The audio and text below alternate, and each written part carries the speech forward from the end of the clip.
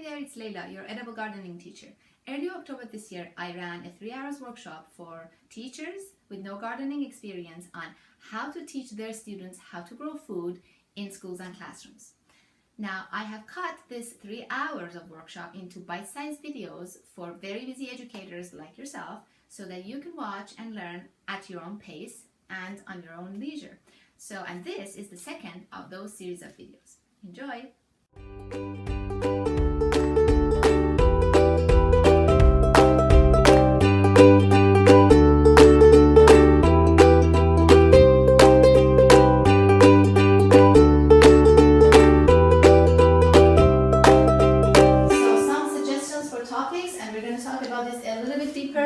When we move along, talk about seasons, seeds, sun, water, soil, worms and composting, the 5 R's. The 3 are most kids are familiar with already. Things reduce, reuse and recycle, which lately they've been taught to change it to 5. They have added rethink and repair. That's another topic. Beneficial insects and animals, trees and earth. So these are what I do in my edible gardening program. These are some of the topics. Every hour of my program is specifically talking about one of these topics, and all the hands-on experience that we have with the kids as much as possible is related to the lesson and the topic that we talk about. For example, if we talk about seeds, we plant seeds with them. So not always you can do that. For example, if you are talking about trees, you can't plant trees because that's, you could, but that needs a lot of coordination and everything with a bunch of people to bring trees and plant them, but seeds are totally doable. So depending on what your topic is, you could relate your hands-on experience to the topic or not.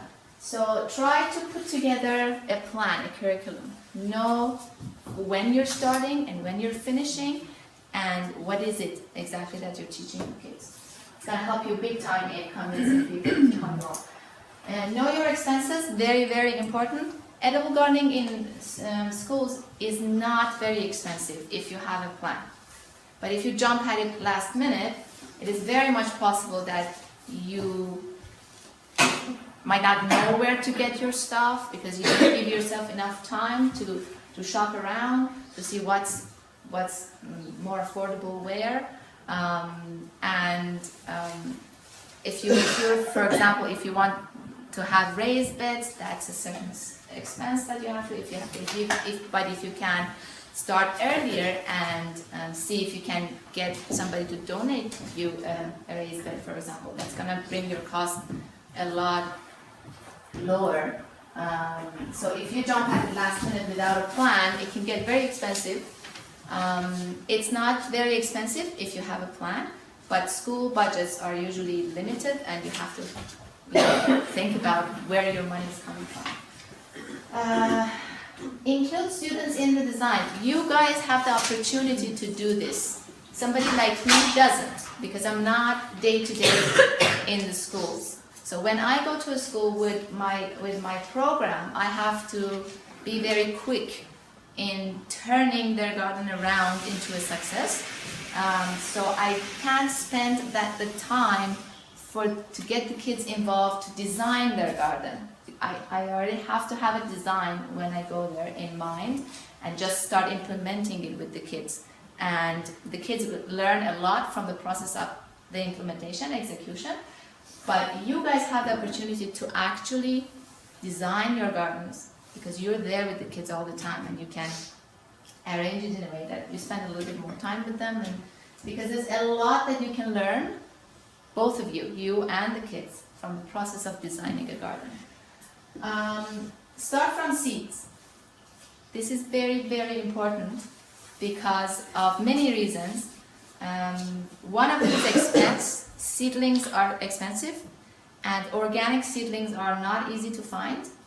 And that's one of the reasons that they're expensive. So if you want to find organic, if you go and get your tomatoes from anywhere, it's a lot less expensive than if you go and find the organic seedlings of tomato. They're more expensive.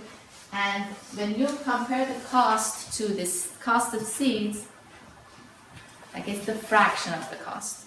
You can buy an organic, this size of organic tomato seedling for like $3-4, but you can buy like at least 100 seeds for $2. So there's a huge difference between that. And the second reason and most important reason is not the expense, it's the learning that the kids experience when you start with seed. There's a huge difference.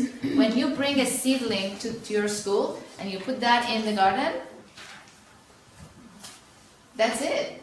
Like there's really not much to teach kids other than just watering and watching the plant grow.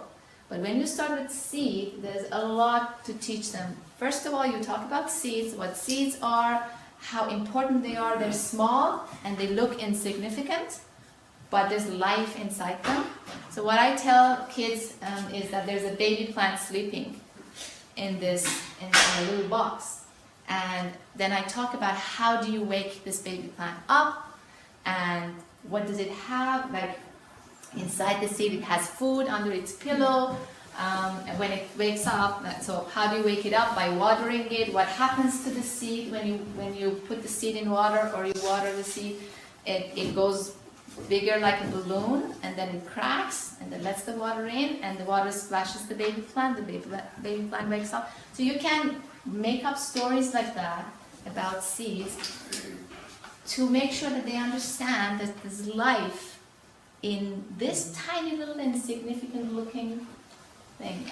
And that's very important. That's the basic connection of the food with life. Like that's the first thing is the seed. And then the germination is another thing you can teach them.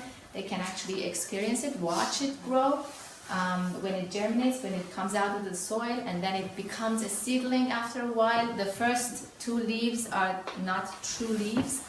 They're actually food for the plant. And many different seeds, when they grow, their first leaves look exactly alike, so you can tell which one's which. But when the second set of leaves come up, then those are the leaves that look like the leaf of the actual plant. So the second leaf of tomato are different than the cucumber, are different than the even zucchini, like they're different. And seeing that and experiencing that teaches them a lot of lessons. Then hardening off is another thing. Now, if any of these words don't make sense, please let me know and I go deeper in them. So hardening off, meaning getting the transplants or seedlings used to the outdoor environment. And how do you do that is another thing that you can teach them. And then transplanting is, so you realize if you get a transplant and just put it in the garden, you miss on all of these learnings and teachings. Plus is a lot more expensive.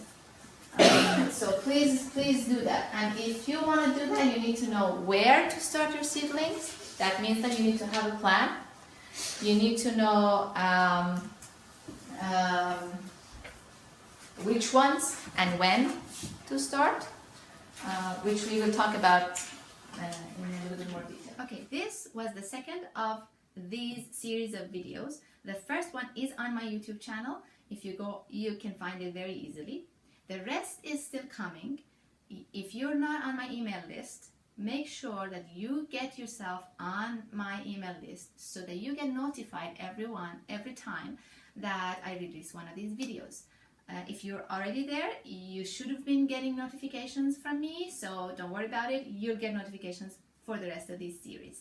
So make sure you get yourself, if you're not on my email list, on the email list. And the link is right here. Make sure you do that. And I will talk to you very soon.